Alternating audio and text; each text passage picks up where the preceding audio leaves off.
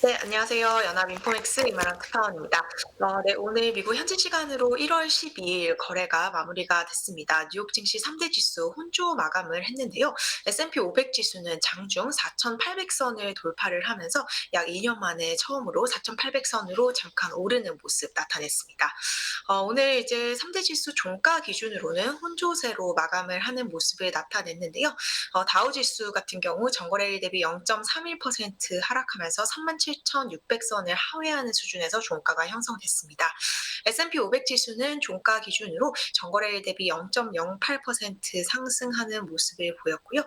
나스닥 지수 역시 전거래일 대비 0.02% 상승 마감했습니다. 지금 오늘 S&P 500 지수 같은 경우는 장중 오전 장중에 한때 4,800영 2.40선으로 오르는 모습을 보였는데요. S&P 500 지수 이제 4,800선을 터치를 한 것이 2년 만에 처음 있는 일입니다. 장중 최고가 S&P 500 지수가 역대 장중 최고가 세운 기록이 지난 2022년 1월에 기록했던 4,818.62인데요. 지금 장중 고가 기준으로 오늘 세웠던 기록이 이 역대 최고치 수준에 비해서 약 0.5% 정도도 떨어져 있지 않은 수준입니다. 지금 S&P 500 지수 종가 기준으로도 4,783.83 수준에서 마감을 했는데요. 종가 기준으로도 역대 최고치에서 단 13포인트 가량 떨어져 있는 상황입니다. 채권 시장에서는 오늘 단기물 위주로 금리가 급락하는 흐름을 보였는데요. 미국 2년물 금리가 큰 폭으로 하락했습니다. 2년물 금리가 전거래일 대비 10bp 이상 밀리면서 4.14% 정도 나타내고 있는 상황입니다. 반면에 이제 10년물 금리는 이보다는 낙폭이 훨씬 적었는데요. 10년물 금리는 전일 대비 2bp 정도 내린 3.94% 수준 나타냈습니다.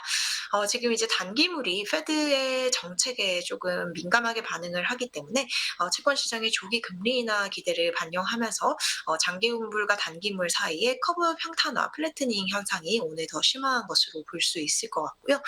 이후에 자세하게 설명드리겠지만 오늘 발표된 미국의 인플레이션 수치가 상당히 괜찮은 수준으로 나오면서 단기물 위주로 채권 금리가 급락하는 흐름이 나타났습니다. 달러화 지수 같은 경우는 뉴욕 증시 마감 무렵 보합세를 나타냈는데요. 달러화 지수는 장중에 102.1 정도까지 떨어지면서 소폭 이제 약세를 나타냈습니다. 하지만 종가 기준으로는 전일과 거의 비슷한 수준을 나타내고 있는 상황이고요. 지금 중동 쪽에서는 좀 불안이 고조가 되고 있는 상황입니다. 지금 이런 지정학적 리스크 속에 유가는 상승하는 모습을 보였는데요. 2월물 WTI 가격이 전일 대비 0.92% 오르면서 배럴당 72.68달러의 거래를 마쳤습니다. 비트코인 같은 경우 뉴욕 증시 마감 무렵 약 43,000달러대 부근에서 등락을 하는 모습을 보였는데요. 24시간 전에 비해서 6% 정도 하락하는 흐름을 보였습니다. 지금 비트코인 현물 ETF 승인 이후에 오히려 이 비트코인 가격이 살짝 올랐다가 다시 내려가는 흐름을 보이고 있는데요. 가상화폐 시장 전문가들은 지금 비트코인 시장에서는 전형적으로 루머에 살았다가 루머에 샀다가 뉴스에 파는 그런 장세가 펼쳐지고 있다라고 평가를 하고 있는 상황입니다. 네, 오늘 이제 장중 흐름을 살펴보면요. 이제 PPI 결과가 월가의 예상치를 하회를 하면서 개장 전부터 인플레이션이 약간 그래도 괜찮은 흐름을 보이고 있다라는 점이 확인이 됐습니다. 바로 하루 직전에 발표됐었던 이 CPI에 살짝 이제 놀랬던 시장 참가자들이 가슴을 쓸어내린 것으로 보이고요. 여기에 힘입어서 장 초반에 S&P 500 지수가 4,800도 터치하는 등 좀 좋은 모습을 보이다가 결국 이제 혼조 마감을 한 모습입니다. 또 오늘 굉장히 특징적인 이슈로 마이크로소프트 소식이 있는데요. 마이크로소프트가 애플을 추월해서 이제 종가 기준으로도 시가총액 세계 최고의 가치를 가진 기업이 됐습니다. 이 부분 이후에 좀 자세하게 설명드리겠고요. 또 오늘 금융주들이 실적 발표를 본격적으로 시작을 했습니다. JP모건을 비롯해서 굵직한 금융 기업들이 실적을 대부분 발표를 했는데요. 기업별로 약간 명암이 갈리는 모습을 나타냈습니다. 이번 한 주 동안 주식시장은 이제 상승을 하는데 성공을 하는 모습을 보였는데요. 나스닥 지수 같은 경우는 주간 3% 이상 상승하면서 작년 11월 이후 최고의 한 주를 보냈습니다. S&P 500 지수도 주간 1.8% 상승을 했고요. 다우 지수는 주간으로 0.3% 상승했습니다.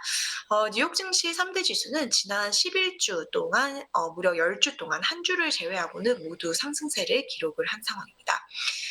오늘 이제 주식시장의 심리를 받쳐줬던 가장 중요한 이슈가 미국의 작년 12월 PPI라고 볼 수 있을 것 같습니다. PPI 지표 같은 경우는 생산자 물가 지수이고요. 이 CPI 지수를 선행하는 도매 물가로 알려져 있습니다. 미국의 12월 PPI 같은 경우는 이제 시장의 예상치를 하회하는 모습을 보이면서 인플레이션에서 조금 긍정적인 소식이 이어지고 있다라는 점을 확인시켜 줬는데요. 미국 노동부에 따르면 12월 PPI 전월 대비해서 0.1% 하락한 것으로 집계가 됐습니다. 월저널이 집계한 전문가 예상치가 0.1% 상승이었는데요. 이것보다 조금 낮은 수준으로 집계가 됐습니다. 결국 이제 하루 전에 발표됐었던 12월 CPI가 약간 꿈틀했지만 결국 이제 PPI가 예상치를 하회하면서 월가에서는 약간 이제 안도 심리가 나온 것으로 보이는데요. 이 PPI가 예상을 하회해주면서 전체적인 디스인플레이션 추세가 이어지고 있다라는 점을 시장에서 확인을 할 수 있었고요. 또 12월 CPI가 좀 높게 나왔었지만 12월 CPI가 어떤 특수한 숫자였지 전체적인 추세를 봤을 때는 인플레가 크게 완화가 되고 있다라는 점이 오늘 다시 한번 확인이 됐습니다. 결국 이제 PPI 수치가 시장의 예상치를 하회를 하면서 지금 금융시장 참가자들은 3월에 연준이 금리를 내릴 것으로 더 베팅을 강화하고 있는 상황인데요. 오늘 기준으로 지금 시카고 상품거래소 페드워치 툴에 따르면 금리 시장 참가자들 오는 3월 금리 인하 가능성을 75% 안팎으로 반영을 하고 있습니다. 바로 하루 전까지는 이제 그 3월 금리 인하 가능성이 70% 정도였는데요. 오히려 어제보다 더 많은 시장 참가자들이 3월에 금리를 인하될 것으로 좀 보고 있는 상황이고요. 채권 시장의 단기물 금리 급락 역시 이런 부분을 뒷받침해 준다라고 볼 수 있을 것 같습니다. 네, 오늘 이제 미국의 주요 금융주들이 실적을 발표를 하면서 본격적인 실적 시즌을 킥오프를 했습니다. 오늘 JP모건을 비롯해서 미국의 4대 은행 중 대부분 은행이 이제 실적을 발표를 했는데요. 기업별로 조금 실적이 엇갈리는 모습을 보였고요. 또 이제 미국의 이제 실리콘밸리 뱅크 사태 등에 따른 약간의 이제 손실이 전체적으로 보고가 됐습니다. 먼저 이제 JP모건 체이스인데요. 미국 최대 은행인 만큼 SVB 사태에도 불구하고 순이익은 예상치를 상회하는 모습을 기록을 했습니다. 이제 일회성 항목을 제외한 조정 순이익이 주당 3.97달러로 예상치였던 3.35달러를 상회를 하는 모습을 보였는데요. 그럼에도 불구하고 이 4분기 순이익이 지난해 같은 기간에 비해서 무려 15% 줄어든 것으로 집계가 됐습니다. 지금 이제 지난 2023년 작년 3월에 있었던 실리콘은행 파산에 따라서 JP모건 같은 경우는 당시 이제 구원투수로 나섰는데요. 이 실리콘밸리 은행이 파산을 하면서 미국 대형 은행들이 SVB 사태 구원투수로 당시에 나섰습니다. 이런 부분도 있었고 뿐만 아니라 미국 금융당국 연방예금보험공사의 특별 평가 관련 금액을 납부하는 등 좀 대형 은행들의 손실이 있었는데요. JP모건 같은 경우는 이 특별 평가금에 29억 달러 규모가 들어갔다라고 하고요. 시티그룹 역시 상당한 규모가 연방예금보험공사로 이제 제출이 되었다라고 합니다. 이런 일회성 비용들이 상당히 좀 많이 있었던 것으로 보이고요. 이런 부분들이 대부분 은행의 실적에 영향을 미치는 모습으로 나타났습니다. 시티그룹 같은 경우 이제 비슷하게 좀 여러 가지 손실이 있었다라고 보고를 했는데요. 특히 이제 시티 같은 경우는 이제 해외 사업 일부에서 좀 철수를 하는 과정에 있습니다. 특히 이제 러시아에서 사업을 철수하는 데 있어서 상당히 큰 비용이 이제 들었다라고 했고요. 또 아르헨티나의 페소 가치 절하에 따른 좀 손실도 상당히 컸다라고 얘기를 했습니다. 뿐만 아니라 SVB 사태에 따라서 일회성 손실이 있었다라고 얘기를 했고요. 그 여파로 이제 손실이 크게 확대가 되면서 시티의 실적 같은 경우는 15년 만에 최악의 수준으로 집계가 됐습니다. 시티 같은 경우는 오늘 더 실적보다 주목을 받았던 게 실적 발표 콜에서 공개가 된 추가 감원 소식인데요. 시티그룹 CEO는 이제 향후 이제 중장기 계획으로 직원의 10% 2만 명에 상당하는 시티그룹 임직원을 이제 해고를 할 계획이다라고 얘기를 했습니다. 시티그룹 같은 경우 프로젝트 보라보라로 불리는 엄청난 감원 프로젝트를 진행 중인데요. 이것을 이제 계속 추진한다라는 얘기를 전하는 모습을 보였습니다. 이제 뱅크 오브 아메리카 그리고 웰스파고 등도 실적을 오늘 발표를 했습니다. 뱅크 오브 아메리카 같은 경우는 조정 순이익이 예상치를 웃돌았지만 영업 수익이 예상치를 밑돌았고요. 주가는 1% 정도 하락하는 모습을 보였습니다. 네, 웰스파고는 순이익과 영업수익이 모두 예상치를 웃돌았지만 이 대출 손실에 대비한 대손충당금을 크게 늘렸다라는 소식이 전해졌고요. 주가가 3% 정도 하락을 했습니다. 오늘 이제 은행주를 제외하고 또 다른 기업들도 실적을 발표를 했는데요.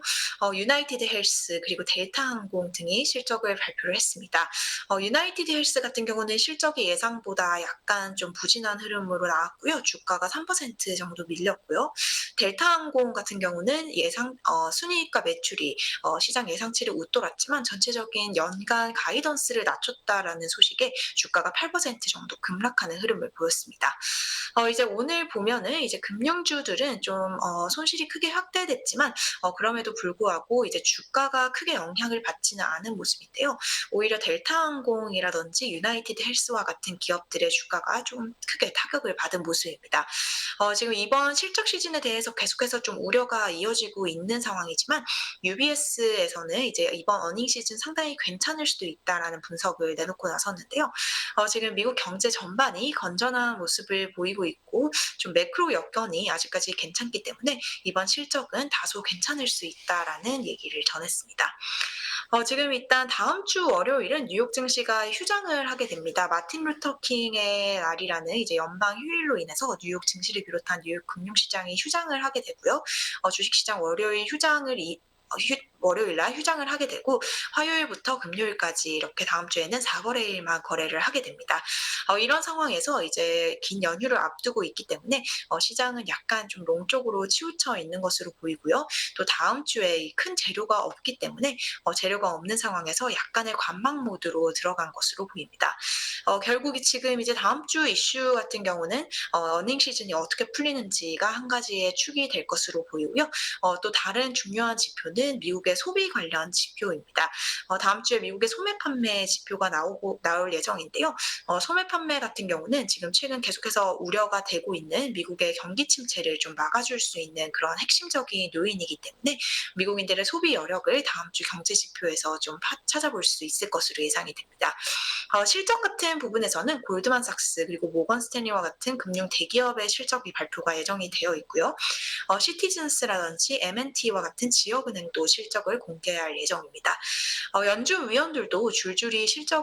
연준 위원들도 다음 주 줄줄이 이제 공개 발언에 나설 예정이기 때문에요. 다음 주에 있을 이제 금리 전망치에 대해서도 조금 지켜봐야 할 것으로 보이고요.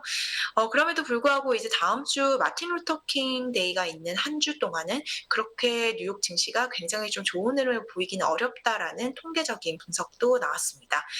과거 이제 1998년부터 2023년까지 작년까지의 통계를 분석해 본 결과 마틴 루터 킹이 있는 한 주간 증시 성적이 그렇게 좋지만은 않았다라고 이제 전문가들은 전했는데요.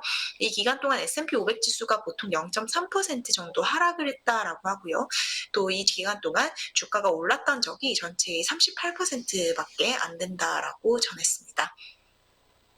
네, 오늘 종목별로도 중요한 이슈가 여러 개 있었습니다. 우선 이제 간단하게 소개드렸던 마이크로소프트의 시가총액인데요.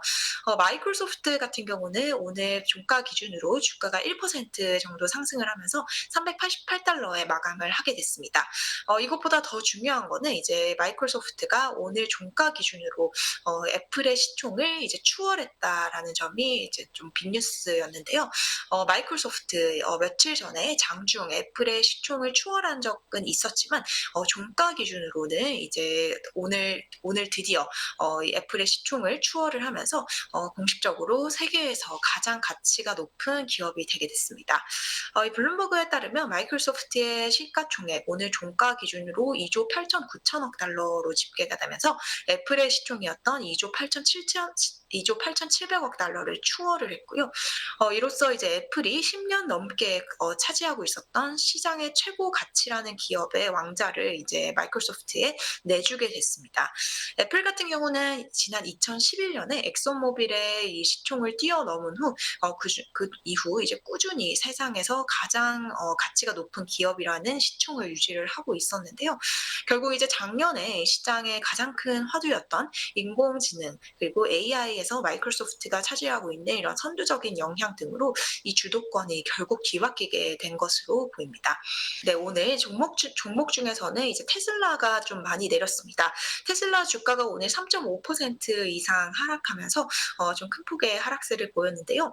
테슬라는 오늘도 좀 안 좋은 악재가 여러 가지가 몰리면서 주가가 하락하는 모습을 보였습니다.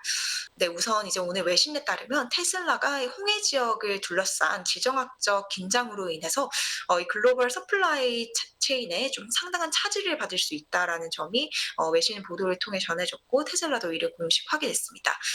지금 계속해서 홍해를 둘러싼 지정학적 긴장으로 인해서 테슬라의 독일 베를린 외곽에 있는 그루나이드 지역 공장의 차량 생산이 1월 29일부터 2월 11일까지 대부분 중단되는 것으로 이제 확인이 됐습니다. 아직까지 이제 생산이 중단되지는 않았지만 실제로 다가오는 29일부터 생산이 중단이 되게 된다면 매주 테슬라의 차량이 5,000대에서 7,000대 정도 생산이 지연이 될 수 있다라고 하는데요. 만약에 이런 사태가 1분기 내내 이어지게 된다면 무려 1만 대에서 1만 4천 대 가량의 차량의 생산이 지연이 되게 됩니다. 물론 아직까지 이런 생산 스케줄에 차질이 생긴 것은 아니지만 이제 홍해 지역의 지정학적 불안이 계속 심해지고 또 공급망 교란이 심각해질 경우 테슬라 차량에 대한 어떤 생산에 대한 대기 시간이 길어질 수 있는 부분이고요. 또 테슬라는 중국에서 또 가격 인하를 한 것으로 이제 확인이 됐습니다. 중국에서 모델 3 그리고 모델 Y 차량의 가격을 인하를 했다라고 모건 스탠리가 전했고요. 계속해서 이제 테슬라가 차량 가격을 인하하는 것은 결국 테슬라의 순이익에 대한 우려를 좀 키우고 있기 때문에 주가에도 부정적인 영향으로 작용을 했습니다. 지금 테슬라 차량을 좀 미국의 렌터카 업체들에서도 덜 선호한다라는 소식까지 나오면서 이제 악재가 겹칠 대로 겹치게 되었는데요. 이 미국의 렌터카 업체인 허츠 같은 경우 자사가 보유하고 있는 전기차를 대부분 정리하겠다라는 이런 방침을 밝혔습니다. 허츠가 보유하고 있는 전기차 중에는 대부분이 이제 테슬라 차량인데요. 테슬라에 대한 이제 중고차 소요라든지 또 차량 손상 그리고 비용에 관련된 문제가 좀 상당히 많다면서 이런 점을 언급을 했고요. 이런 모든 악재를 소화를 하면서 오늘 테슬라의 주가는 3.5% 정도 내린 모습을 나타냈습니다. 오늘 또 이슈가 있었던 종목들 있는데요. 유나이티드 헬스 같은 경우는 실적 실망으로 주가가 3% 정도 하락을 했고요. 블랙록 같은 경우는 오늘 인수 소식이 전해졌습니다. 세계 최대 자산 운용 업체인 블랙록이 인프라 업체인 글로벌 인프라스트럭처 파트너스를 인수하기로 했다는 소식이 전해졌고요. 주가는 이제 장중에 오르는 모습 나타냈습니다. 보잉 주가 같은 경우는 오늘 2% 정도 하락을 했는데요. 이번 한 주 동안 보잉의 주가는 무려 13% 가까이 급락을 했습니다. 보잉의 이번 한 주 동안의 실적, 지난 2021년 이후 1년 반 만에 최악의 한 주를 보냈다라고 하는데요. 이 항공기 결함 관련된 안전 문제로 인해서 보잉은 좀 상당히 부진한 한 주를 보낸 모습입니다. 네, 이번 한 주 동안 뉴욕 증시 오름세를 기록을 하면서 마감을 했는데요. 다음 주부터 또 이제 본격적인 금리 인하에 대한 전망, 그리고 실적, 소매 판매 지표가 나오는 만큼 또 지켜봐야 할 지표가 많은 상황입니다. 오늘 제가 준비한 자료는 여기까지고요. 전 다음 주에 다시 인사드리도록 하겠습니다. 감사합니다.